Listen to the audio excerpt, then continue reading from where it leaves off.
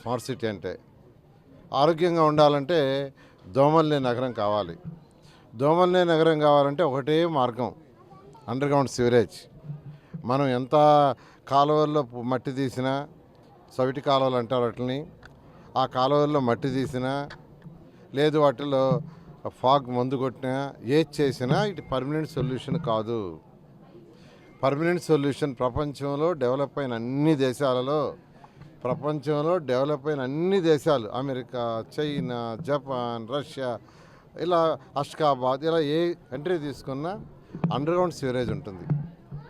అంటే బాత్రూంలో కానీ, టాయిలెట్లో కానీ, ఇళ్లలో పడ్డ నీళ్ళన్నీ దాని గుండా వెళ్ళిపోతాయి.